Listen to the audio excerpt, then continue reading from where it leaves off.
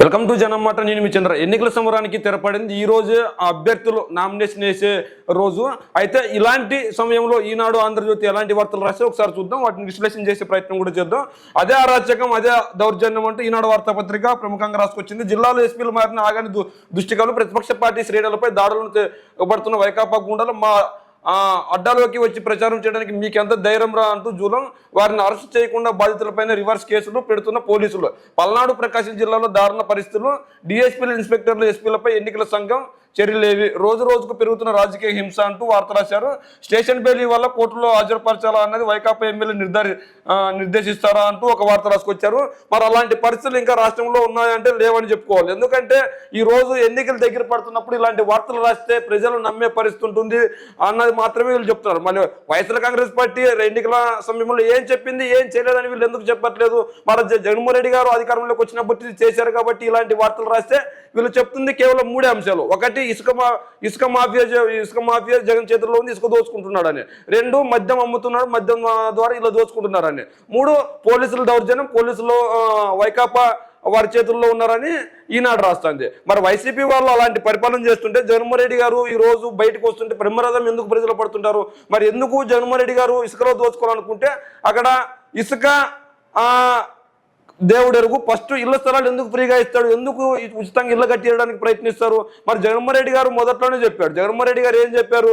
ప్రభుత్వం మద్యంలో దోచుకోవాలని జగన్మోహన్ రెడ్డి గారు అనుకుంటే ఎందుకు జగన్మోహన్ రెడ్డి గారు మద్యం ప్రైవేట్ వ్యక్తుల నుంచి గవర్నమెంట్ స్వాధీనం చేసుకుంటుంది? మరి ఎందుకు ఈ రోజు ఇలాంటి సుపరిపాలన అందుతుంది? మరి ఏదైతే స్వామ్యంలో పోలీసులు దాడి అంటూ అంటే దాని అర్థం వచ్చేలా రాసింది. అదే అరాచకం, అదే దౌర్జన్యం అంటూ ఒక వార్త రాసింది. నిజంగా జిల్లాలో ఎస్పీలు మారిన ఆగడి దష్టికలు అంటే వీళ్ళకి నచ్చిన అంటే ఈనాడుకి సంబంధించిన రిపోర్టునో లేదంటే ఆంధ్రజ్యోతికి సంబంధించిన రిపోర్టునో ఎస్పీని కానీ సిఐని కానీ పెడితే వీళ్ళకి మంచిది అనిపిస్తుంది. మరి సివిల్ సర్వీస్ ఎగ్జామ్ రాసి వచ్చిన ఎస్పీల పైన ఇలాంటి బురద వార్తలు రాస్తున్నారు. నిజంగా పరిస్థితులు ఉన్నాయి, అక్కడ జరిగిన అంశాలు ఏంటి, ఏం కథ అన్నది కూడా వీళ్ళు చూడాలి. మాచర్లను పిన్నెలకి రాసిచ్చేశారా? పల్నాడు జిల్లా మాచర్ల నియోజకవర్గంలో ప్రత్యేక రాజ్యాంగంగా ప్రకటించేస్తారా? మన చట్టాలు రాజ్యాంగం అక్కడ వర్తించబోవని శాసనమేమైనా చేశారా? వైకాపా ఎమ్మెల్యే పిన్నెల రామకృష్ణారెడ్డికి ఆ ప్రాంతాన్ని రాసిచ్చేశారా? అక్కడ వరుసగా ప్రతిపక్షాలపై దాడులు, దుష్టికలు జరుగుతుంటే పోలీసులు ఎందుకు స్పందించట్లేదు? అధికార పార్టీ గుండాలను ఎందుకు అదుపు చేయట్లేదు? తెదేపా అభ్యర్థి బ్రహ్మారెడ్డిని ఊళ్ళోకి తెచ్చేంత మగాడిగా నువ్వు ఇంకపై తెదేపాకు ప్రచారం చేస్తే అదే నీకు చివరి రోజు అంటూ తెదేపా నేత జలీల్ ఖాన్ పై వైకాపా నేతలు దాడికి పాల్పడ్డారు అంటూ ఒక వార్త రాసుకొచ్చారు.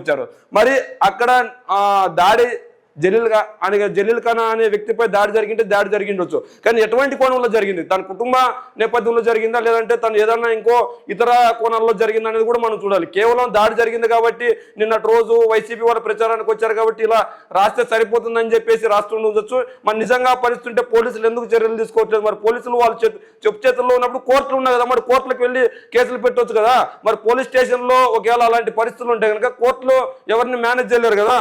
మరి కోర్టులో మేనేజ్ చేసే పరిస్థితి ఉంటే నిజంగా ఎవరైనా మేనేజ్ చేసే పరిస్థితి ఉంటే కనుక చంద్రబాబు నాయుడు గారు బెయిల్ పైన వచ్చాడంటే కోర్టులు మేనేజ్ చేసి బయటకు వచ్చాడని అర్థం కాదు కదా.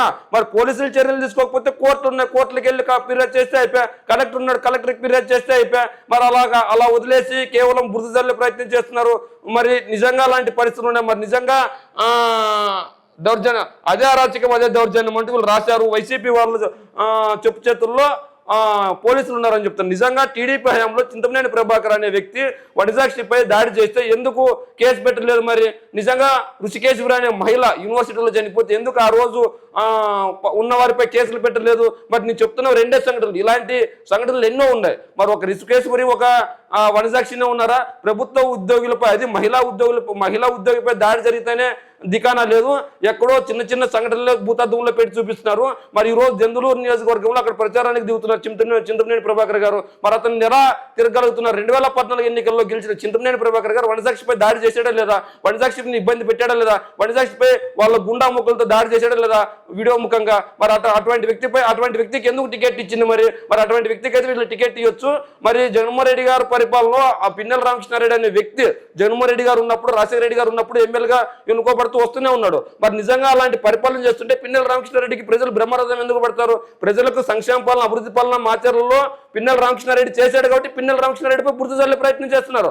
అలాంటి వ్యక్తులకి దూరంగా చేస్తే, అలాంటి వ్యక్తులు పార్టీకి దూరం చేస్తే కొద్ది గొప్ప టీడీపీ అభ్యర్థులు గెలిచే అవకాశం ఉంటుంది అనుకుంటున్నారు. పిన్నెల రామకృష్ణారెడ్డి అనే వ్యక్తి ఈ రోజు మాచర్ల నియోజకవర్గాన్ని కంచుకోటగా ఏర్పాటు చేసుకున్నారు. ఏ విధంగా కంచుకోటగా ఏర్పాటు చేసుకున్నారు అంటే సంక్షేమ పాలన, అభివృద్ధి పాలన, వాళ్ళ నీటి కష్టాలు ఉన్నాయని చెప్పేసి వరకపూడి ప్రాజెక్టు తీసుకొని వచ్చి అక్కడ శంకుస్థాపన చేపించి ప్రతిష్టాత్మకంగా పూర్తి చేసే పనిలో పడింది వైఎస్ఆర్సీపీ ప్రభుత్వం.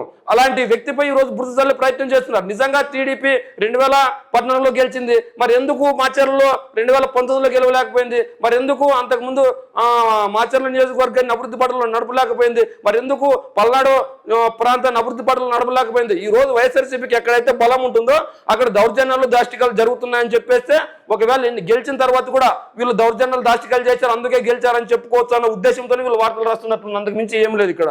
అదేవిధంగా ఇంకో వార్త చూసుకున్నట్లయితే అయోధ్య రాముడికి సూర్య తిలకం అంటూ ఒక వార్త రాసుకొచ్చారు. పులికించిన భక్తి జనం. శ్రీరాముని వేళ అయోధ్యలోని రత్నకీర్తి ద్వారా దారి బాలరాముడి నుటిపై బుధవారం మధ్యాహ్నం 12 గంటలకు సూర్యకేంద్ర కాంతులతో తిలకం 4-5 నిమిషాలు సత్కరించింది. ఈ అపూర్వ ఘటాన్ని ఎల్ఈడి తెరలపై చూసి ఆలయ ఆవరణంలోని అసంఖ్యాక భక్తులు పులికించిపోయారంటూ ఒక వార్త రాసుకొచ్చారు. మన యావత్తు భారతదేశం పూజించే దేవుడు ఎవరైనా ఉన్నారంటే చాలా మంది ఉన్నారు. వాళ్ళలో రాముడు అనే వ్యక్తి ఒకడు. ఆ రాముడికి అయోధ్య రామ మందిరంలో గుడి కట్టించారు. ఆ గుడి కట్టించిన నేపథ్యంలో నుదిటిపై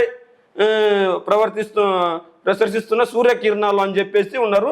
దీన్ని ప్రజలు లోపలికి వెళ్ళి అందరూ దర్శించుకోవడానికి ఇబ్బంది అవుతుంది కాబట్టి ఎల్ఈడి స్క్రీన్లు ఏర్పాటు చేసి శ్రీరాముడి ఎవరైతే భక్తులు ఉన్నారో, అక్కడికి వెళ్ళిన భక్తులు ఉన్నారో వాళ్ళని దర్శించుకోవడానికి ఈజీగా ఎల్ఈడి స్క్రీన్లు ఏర్పాటు చేసి వాళ్ళ భక్తులు చూసే విధంగా గుడి ట్రస్ట్ ఏర్పాటు చేసింది. అయితే శ్రీరాముడి అనే వ్యక్తి ఇప్పటికి కాదు, మన దేశ చరిత్ర కావచ్చు, లేదంటే పురాణాలు కావచ్చు, ఎప్పటి నుంచో మనం చూస్తున్నారు. అదేవిధంగా ఎవరన్నా ఏమన్నా అంటే మనకు స్వరాజ్యం రావాలంటే రామ పాలన రావాలి, రాముడి పాలన రావాలి, మనకి శ్రీరామ పాలన రావాలనుకుంటారు. అలాంటి వ్యక్తి నిన్నటి రోజు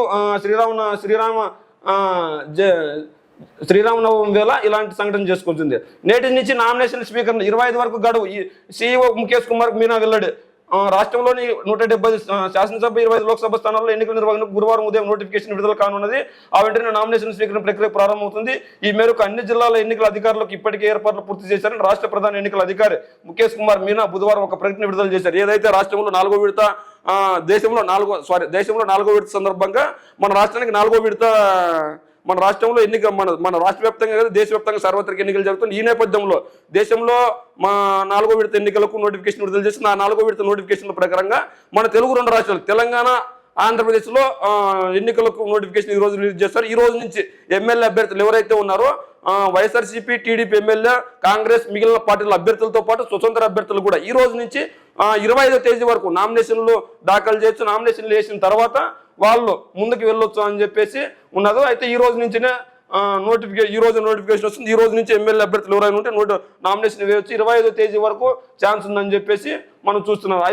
అది అమ్మ నాన్న ఎరి ఎక్కడ తల్లిని ప్రశ్నిస్తున్న వేముల దుర్గారావు పిల్లలు. సీఎంపై దాడి కేసులో నిర్బంధించిన పోలీసులు. జగన్పై రైతు దాడి కేసులో పోలీసులు అదుపులో తీసుకున్న తెదేపా నాయకుడు ఆటో డ్రైవర్ వేముల దుర్గారావు ఆచూకు తెలియక కుటుంబ సభ్యులు తరలిస్తున్నారు. మంగళవారం సాయంత్రం అజిత్ సంఘ సెంటర్లోని ఓ బంకులో స్నేహితుడితో కలిసి టీ తాగుతుండగా పోలీసులు వచ్చి అదుపులోకి తీసుకున్నారు. 2 నెలల క్రితమే ఆయన తెదేపాలో చేరారు. ఆయనకు 2 అమ్మాయిలు, 1 అబ్బాయి ఉన్నారు. భార్య శాంతి ఆటో. ఇక్కడ సీఎం దాడిలో జరిగిన సంఘటనపై వీళ్ళు చేస్తున్నారు. అయితే ఇది కూడా మానవత దృక్పథంలో చూపించడానికి పిల్లలు ప్రశ్నిస్తున్నట్లు రాస్తున్నారు. నిజంగా జగన్మోహన్ రెడ్డి గారిపై దాడి చేసిన సంఘటనలో పోలీసులు ముందస్తు చర్యలు కావచ్చు, లేదంటే ఇప్పుడు ఒకవేళ నిర్లక్ష్యంగా ఉంటే పోలీసులు ఎందుకు నిర్లక్ష్యంగా ఉన్నారు, ఎందుకు అరెస్ట్ చేయలేదు అని ప్రశ్నించే పరిస్థితి ఉంటుంది. మరి జగన్ నిజంగా ప్రశ్నిస్తే ఎవరినైనా అరెస్ట్ చేస్తే జగన్ అక్రమంగా అరెస్ట్ చేసే పనుల్లో పడ్డారని చెప్తున్నారు. మరి నిజంగా అలాంటి పరిస్థితులు ఉన్నాయో లేవనేది మనం చూడాలి. ప్రకాశం జిల్లాలో మద్యం డంపు స్వాధీనం. 20 లక్షల విలువైన 11,825 సీసాల పట్టివేత. వైకాపా నాయకుడే ప్రధాన సూత్రధారి అంటూ ఒక వార్త రాసుకొచ్చారు. మరి నిజంగా ఎన్నికల సమయంలో ఇలాంటి సంఘటన జరగడం దురదృష్టకరం. ఎందుకంటే 20 లక్షల విలువైన మద్యాన్ని పట్టుకోవడం గ్రేట్ అని చెప్పుకోవచ్చు. అయితే దీన్ని కూడా వైసీపీ వాళ్ళు కంటగట్టే ప్రయత్నం చేస్తున్నారు. అక్కడ సూత్రధారులు ఎవరు, ఏం కథ అంటే సీఎం జగన్ పై దాడి వేసిన సంఘటనలో టీడీపీ చిన్న కార్యకర్తను అరెస్ట్ చేస్తేనే భూతత్వంలో పెట్టే వీళ్ళు మరి ఇలాంటి ఛాన్స్ దొరికితే వదులుకుంటారు అన్నది కూడా మనం చూడాలి. అదేవిధంగా అమరావతిపై ఇంత కక్ష. శంకుస్థాపన ప్రాంతంలో నమూనా గ్యాలరీ ధ్వంసం. ప్రతి నమూనా పగలగొట్టిన వైనం. భద్రత కల్పించకపోవడంతో దండుగుల మ్యూజియంలో దండుగులు ధ్వంసం చేసిన నమూనాలు అంటూ ఒక వార్త రాసుకొచ్చారు. అమరావతి తొల్లూరు అమరావతిపై వైకాపా ప్రభుత్వం నిర్లక్ష్యానికి కక్ష సాధింపునకు పరాకాష్ట ఇది. రాజధానికి శంకుస్థాపన జరిగిన ప్రాంతంలో అమరావతి నమూనాలను గుర్తు తెలియని వ్యక్తులు ధ్వంసం చేశారు. రాజధాని నిర్మాణం బహుత్తరమైన ప్రణాళిక అంటూ ఒక వార్త. నిజంగా అమరావతి అనేది బహుత్తరమైన ప్రణాళిక అయితే మరి ఎందుకు పూర్తి చేయలేకపోయారు? అమరావతిని సింగపూర్ చేస్తున్నారు, మరి సింగపూర్ ఎందుకు కట్టలేకపోయారు? 2014లో అధికారంలోకి ఇచ్చినప్పుడు మన రాష్ట్రం విడిపోయినప్పుడు మనకి ఉమ్మడి రాజధానిగా 10 సంవత్సరాలు హైదరాబాద్ ఉంది. మనం ఇంకా పెంచండి, మాకు ఇంకా రాజధాని పూర్తి చేయలేదంటే వాళ్ళకి కొనసాగించేవాళ్ళు. అలాంటి రాజధానిని వదులుకొని, అలాంటి ఇన్కమ్ వచ్చే రాజధాని వదులుకొని ఈ రోజు మనం ఏపీలో అమరావతి అంటూ 2014లో శంకుస్థాపన చేసిన చంద్రబాబు నాయుడు గారు ఎందుకు పూర్తి చేయలేకపోయారు? చంద్రబాబు నాయుడు గారు కనుక పూర్తి చేసింటే ఈ రోజు జగన్మోహన్ రెడ్డి గారికి మార్చే అవకాశం వచ్చేది కదా. అంటే ఈ రోజు జగన్మోహన్ రెడ్డి గారు ఒక రాజధాని వద్దు 3 రాజధానులు ముద్దు అని చెప్పాడు. అదే అంశానికి కట్టుబడి ఉన్నారు. మరి ఈ రోజు టీడీపీ వాళ్ళు ఎందుకు మేము 3 రాజధానులు క్యాన్సిల్ చేస్తాం, అమరావతిని ప్రాముఖ్యంగా తీసుకొస్తామని చెప్పట్లేకపోతున్నారు? దానిపైన ఎన్నికలకు వెళ్ళలేకపోతున్నారు. అదేవిధంగా నిన్నటి రోజు జగన్నాథ్ రెడ్డి ఓటమి ఖాయమంటూ టీడీపీ, జనసేన, బీజేపీ అభ్యర్థులు ఉన్నారు పైన. అయితే ఇక్కడ చంద్రబాబు నాయుడు, పవన్ కళ్యాణ్ పాల్గొన్నారు. ఇక్కడ జనసేన ఎంపీ అభ్యర్థి, టీడీపీ ఎమ్మెల్యే అభ్యర్థి పాల్గొన్నారు. రాష్ట్రంలో రామరాజ్యం తీసుకొచ్చే బాధ్యత నాది, రాష్ట్రంలో రామరాజ్యం తీసుకొచ్చే బాధ్యత నాది అంటూ చంద్రబాబు నాయుడు గారు. ఎన్నిసార్లు తీసుకొస్తావు రామరాజ్యం? 2004లో మీరే ఎన్నిసార్లు తీసుకొస్తావు రామరాజ్యం? ఇప్పటికే 14 సంవత్సరాల ముఖ్యమంత్రి, 2014లో మీరే ముఖ్యమంత్రిగా ఉన్నారు. అప్పుడు రామరాజ్యం కదా? మరి రామరాజ్యం కానందుకే మిమ్మల్ని ఓడించారా? ఆ రోజు కూటమి గెలుస్తుందని 11 సర్వేలు తేల్చి చెప్పారు. కూటమి గెలుస్తుందని 11 సర్వేలు అంటే 2019 ఎన్నికలప్పుడు కూడా టీడీపీ, జనసేన, బీజేపీ విడిగా పోటీ చేసినప్పటికీ టీడీపీ పార్టీకి అఖండ మెజారిటీతో వస్తుంది అని ఇవే సర్వే సంస్థలు చెప్పాయి. మరి ఇవే సర్వే సంస్థలు అన్ని చెప్పినప్పుడు మరి ఎందుకు టీడీపీ పార్టీ అధికారంలోకి రాలేదు? అంటే సర్వే సంస్థలు అన్నట్టు ప్రముఖంగా తీసుకోవాల్సిన అవసరం లేదు. 25 లోక్సభ, 165 అసెంబ్లీ స్థానాల్లో గెలుస్తున్నాం. 25 లోక్సభ, 165 అసెంబ్లీ స్థానంలో గెలుస్తున్నాం. అంటే ప్రజలను మభ్యపెట్టడానికి తప్ప ఇలాంటి మాటలు ఇంకేమీ లేదు. అంటే గతంలో ఏ రోజు గెలవని చంద్రబాబు నాయుడు గారు ఇన్ని సీట్లు ఇప్పుడు గెలుస్తాడంట, చూస్తాడంట. పెడన మచిలీపట్నం ప్రజాగలంలో సభలో చంద్రబాబు 165 సీట్లు గెలుస్తాను. ఏం చేసావని రాష్ట్రానికి? అమ్మఒడి నువ్వు తీసుకొచ్చావా? జగనన్న విద్యా దీవెన నువ్వు తీసుకొచ్చావా? వసతి దీవెన నువ్వు తీసుకొచ్చావా? మెడికల్ కాలేజీలు నువ్వు తీసుకొచ్చావా? మరి ఏం చేసావు? అదేవిధంగా ఈరోజు నేతను నేస్తం నువ్వు తీసుకొచ్చావా? వాలంటరీ వస్తు నువ్వు తీసుకొచ్చావా? గ్రామ సచివాలయం నువ్వు తీసుకొచ్చావు? వార్డు సచివాలయం నువ్వు తీసుకొని వచ్చావా? ఒక విద్యా వ్యవస్థకు పెద్ద పెట్టేసావా? నాడు నేడు తీసుకొని వచ్చావా? ఇంగ్లీష్ మీడియం నువ్వు తెచ్చావా? మనం చెప్పుకుంటున్నావు కొన్ని అవతలకు 3000 పెన్షన్ నువ్వు చేసావా? అదేవిధంగా వికలాంగుల పెన్షన్ నువ్వు చేసావా? ఇంటి వద్దకే పరిపాలన నువ్వు తీసుకొని వచ్చావా? ఇన్ని అంశాలు నువ్వు తీసుకొచ్చావా అంటే శూన్యం. జగన్మోహన్ రెడ్డి జగన్మోహన్ రెడ్డి వైపు వెళ్తుంది. అలాంటప్పుడు 160 స్థానాలు నీకు ఎందుకు ఇవ్వాలి ప్రజలు? అంటే జగన్మోహన్ రెడ్డి గారికి వచ్చే సీట్లు మీరు చెప్తున్నారా? జగన్పై దాడి చేయడమే మాకు పని, ఇంకేం పని లేవా? మరి జగన్పై దాడి మీరు చేయకపోతే మరి మీకెందుకు ఉలికపాటు? పోలీసులు ఎవరిని అరెస్ట్ చేస్తే మీకెందుకు? పోలీసులు అరెస్ట్ చేసిన వాళ్ళ టీడీపీ వాళ్ళు దానికి నింద మోపే ప్రయత్నం చేస్తున్నారు అంటున్నారు. అంటే పోలీసులు తన పని తను చేసుకుంటూ పోయినా కూడా తప్పే అనిపిస్తుంది మీకు. అదేవిధంగా 5 ఏళ్ల భవిష్యత్తు కోసం ఈ ఎన్నికలు అంటూ పవన్ కళ్యాణ్ 5 ఏళ్ల భవిష్యత్తు ఎవరి భవిష్యత్తు కోసం? నీ భవిష్యత్తు కోసమా, చంద్రబాబు భవిష్యత్తు కోసమా? ఈ 5 ఏళ్ల భవిష్యత్తు, నారా లోకేష్ భవిష్యత్తు కోసం ఈ ఎన్నికలు. కరెక్టే మీరు చెప్పింది, రాష్ట్ర భవిష్యత్తు కోసం కాదు. నిజంగా పవన్ కళ్యాణ్ గారు మీరు చెప్పింది నిజమే. ఈ రోజు రాష్ట్ర భవిష్యత్తు కోసం కాదు, ఈ ఎన్నికల నారా లోకేష్ భవిష్యత్తు కోసమే. ఈ రోజు కనుక కూటమి ఓడిపోతే నారా లోకేష్ భవిష్యత్తుకి శూన్యం. సమరానికి సై అంటూ రాష్ట్రంలో నేటి నుంచే నామినేషన్ల పర్వం, అభ్యర్థుల జాబితాలు ఇరుపక్షాలు రెడీ అంటూ ఒక వార్త రాసుకొచ్చారు. ఈ రోజు మనం ఇంతకుముందే చూసుకున్నాము. ఈ వార్త ఇంతకుముందే చదివాం. సమరానికి సై అంటే వీళ్ళు చెప్పుకొచ్చారు. అభ్యర్థులు ఎవరైతే నామినేషన్ వేయడానికి రెడీగా ఉన్నారో వాళ్ళు ఈ రోజు నుంచి నామినేషన్ వేయడానికి రెడీగా ఉన్నారు. జనకేతనం అంటూ ఒక వార్త రాసుకొచ్చారు. 5 ఏళ్ల కాలం గడిచిపోయింది, నేతలకు మళ్ళీ ఎన్నికల పరీక్ష ఎదుర్కొనే సమయం వచ్చేసింది. నేడు జనం అజెండా ఏంటి? ఒక్క ఛాన్స్ దెబ్బకు కుదేలైన వర్గాలు. మరి ఒక్క ఛాన్స్ దెబ్బకు ఒక్క కుదేలైన వర్గాలు. మరి 3 సార్లు ఛాన్స్ ఇచ్చిన చంద్రబాబు నాయుడు గారు ఏం చేశారు? ఉపాధి, వ్యాపార, వాణిజ్య అవకాశాలు కోల్పోయిన వారు ఏం ఆశిస్తున్నారు? ఏది వికాసం? ఎవరిది ధ్వంసం? ఎక్కడికో వెళ్తామంటున్న నవ్యాంధ్ర ఇప్పుడు ఎక్కడుంది? గత 5 ఏళ్ల రాష్ట్ర ప్రస్థానం ప్రగతి వైపు, పతనం వైపు, ఇలా ఎన్నెన్నో ప్రశ్నలు దేనికి సమాధానం లేవంటూ ఒక వార్త రాసుకొచ్చారు. నిజంగా ఈ రోజు జగన్మోహన్ రెడ్డి గారు తీసుకొచ్చిన సంక్షేమానికి వీళ్ళకి వ్యతిరేకమా? ఆ వ్యతిరేకం అయితే వాళ్ళు అదే చెప్పొచ్చు కదా. మరి అదేవిధంగా ఇక్కడ మళ్ళా ఏదైతే నిన్నటి రోజు జనసేన అధినేత పవన్ కళ్యాణ్, చంద్రబాబు నాయుడు గారు మాట్లాడారు. ఆంధ్రజ్యోతి కూడా అదే ప్రముఖంగా రాసింది. డ్రామాలు నమ్మరు, మీ డ్రామాలు నిజంగానే నమ్మరు ప్రజలు. ఓటమి భయంతోనే గులకరాయి నాటకం. జగన్మోహన్ రెడ్డి గారు గులకరాయి వేసుకోవాల్సిన కర్మ లేదు. మీరు వాళ్ళపైన దాడి చేశారు కాబట్టి మీకు ఎక్కడ మీకు ఎక్కడ మైనస్ అవుతుందని చెప్పి ఈ రోజు బురద రాజకీయాలు చేస్తున్నారు. జగన్పై బాబు, పవన్ ఫైర్. అదేవిధంగా ఓట్ల కోసం శవాలతో వస్తున్నాడు. నిన్నటి వరకు బాబాయ్. మరి ఓట్ల కోసం శవాలతో రావాల్సిన కర్మ చంద్రబాబు నాయుడు గారు, జగన్మోహన్ రెడ్డి గారికి లేదు. ఓట్ల కోసం శవాలతో వచ్చింది మీరు. ఒక రోజు వెన్నపోటు రాజకీయాలు చేసింది మీరు. ఎవరైతే చంద్రబాబు నాయుడు ఎన్టీ రామారావు గారు బతికుండగానే ఆయన చేతిలో నుంచి పార్టీ లాక్కుంది మీరు. మాధవరెడ్డిని చంపి మీ హయాంలోనే చనిపోయారు. మల్లెల బాబ్జీ గారు ఎవరి హయాంలో చనిపోయారు. వంగవీటి రంగా గారు ఎవరి హయాంలో చనిపోయారు. మరి అంటే మీకు అధికారంలోకి రాగానే చంపింది ఎవరు? ఇట్లాంటివన్నీ వస్తాయి. గొడ్డిలపోటు కోడి కత్తి నేడేమో గులకరాయి డ్రామా అంట. గొడ్డిలపోటు కోడి కత్తి నేడేమో గులకరాయి డ్రామా అంట. గొడ్డిలపోటు వేసింది ఎవరు? కోడి కత్తితో దాడి చేసింది ఎవరు? గులకరాయితో దాడి చేసింది ఎవరు? ఆ ఏళ్ళన్నీ మీ వైపే చూపిస్తున్నా కదా. ఈ రోజు సర్వేలన్నీ మా కుటుంబకి అనుకూలం, అందుకే జగన్ డ్రామాలు ఆడుతున్నారు. సర్వేలన్నీ మీ కుటుంబకి అనుకూలం అయితే మీరెందుకు పొత్తు పెట్టుకున్నారు? మరి నిజంగా మీకు అంత బలం ఉంటే ఈ రోజు పొత్తు పెట్టుకోవాల్సిన అవసరం లేదు కదా. నిజంగా మీరు 14 సంవత్సరాలు ఏం చేశారో చెప్పలేకపోతున్నారు కదా. నిజంగా పవన్ కళ్యాణ్ ఎందుకు మద్దతు ఇచ్చారో చెప్పలేకపోతున్నాడు కదా. నిజంగా బీజేపీకి ఎందుకు మద్దతు ఇచ్చారో చెప్పలేకపోతున్నారు కదా. మేము వస్తే రామరాజ్యం చైతన్యకు ఉచితంగా 200 యూనిట్లు కరెంట్ ఇస్తామంటున్నారు. మరి ఇంతకు ముందు ఎందుకు ఇలాగపోయారు? ఎన్నికలప్పుడు ఎందుకు గుర్తొస్తాయి? నేతలకు రుణమాఫీ అన్నారు, చేయలేదు. రైతు రుణమాఫీ అన్నారు, చేయలేదు. డ్వాక్రా సంఘాలకు రుణమాఫీ అనేది చేయలేదు.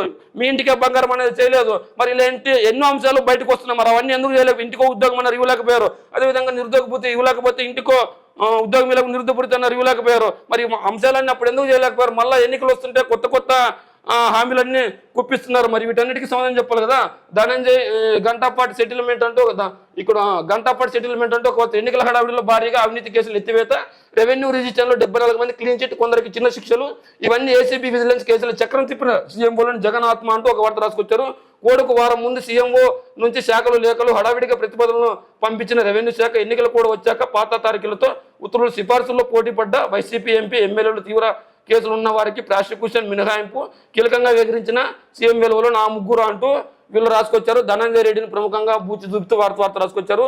ఎన్నికల సమయంలో ఏవైతే కేసులు కొంతమంది క్లీన్ చిట్ ఇచ్చారో 74 మంది కానీ ఇచ్చారు. మరి 74 మందిలో టీడీపీ వాళ్ళు ఎంతమంది ఉన్నారో రాయాలి కదా.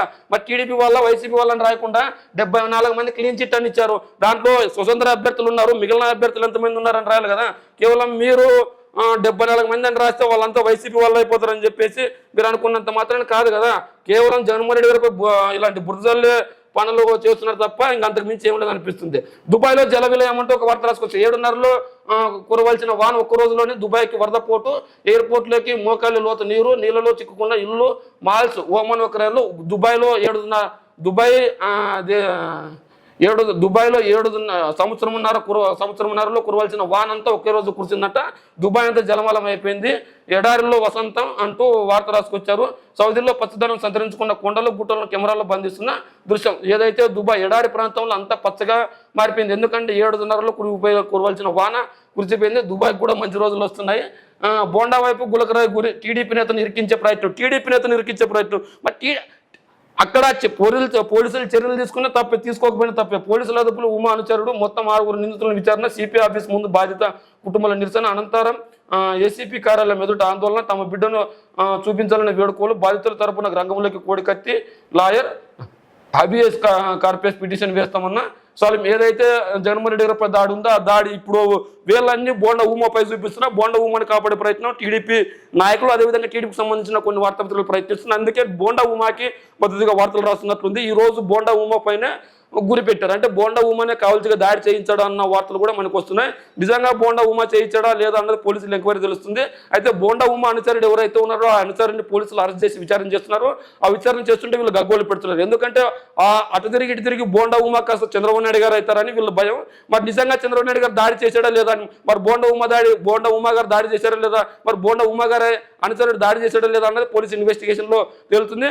అయితే ఇప్పుడు కనుక చర్యలు తీసుకుంటే ఖచ్చితంగా కావాల్సి అరెస్ట్ చేశారని వీళ్ళు బురద రాజకీయాలు చేస్తున్నారు. నిజంగా పరిస్థితి ఉందా లేదా అన్నది కూడా ప్రజలు గమనించాలి. జగన్మోహన్ రెడ్డి గారిపై దాడిని యావత్ ప్రపంచం ఖండించింది. అయితే టీడీపీ వాళ్ళు మాత్రం డ్రామాలు ఆడుతున్నారు, నాటకాలు ఆడుతున్నారు అని చెప్పేసి అంటున్నారు. ఎందుకంటే ఈ ఓట్ల సమయంలో ఇలాంటి మాటలు మాట్లాడితే ప్రజలు కొంతవరకైనా నమ్మే పరిస్థితి ఉండదని వీళ్ళ ప్రయత్నం. ఏదేమైనప్పటికీ జగన్మోహన్ రెడ్డి గారిపై దాడిని యావత్ ప్రపంచం ఖండించింది. అదేవిధంగా ఈ రోజు ఎన్నికలు కూడా అనేది కూసింది. మరి ఈ రోజు ఎన్నికలు కూడా కూసి నామినేషన్లు వేయడానికి అభ్యర్థులు కూడా రెడీ అవుతున్నారు. ఇంకో వైపు టీడీపీ, జనసేన, బీజేపీ ఎన్నికల సమరానికి రెడీ అయ్యి ప్రచారంలో నిమగ్నమై వాళ్ళు రాసిన ప్రతి అంశాన్ని భూతత్వంలో పెట్టి చూపించే విధంగా రాస్తున్నారు. మరి ఈ రోజు ఈనాడు, ఆంధ్రజ్యోతి రాసిన వార్తలను మీరే విధంగా చూస్తున్నారో మీ కామెంట్ రూమ్లో తెలియజేయండి.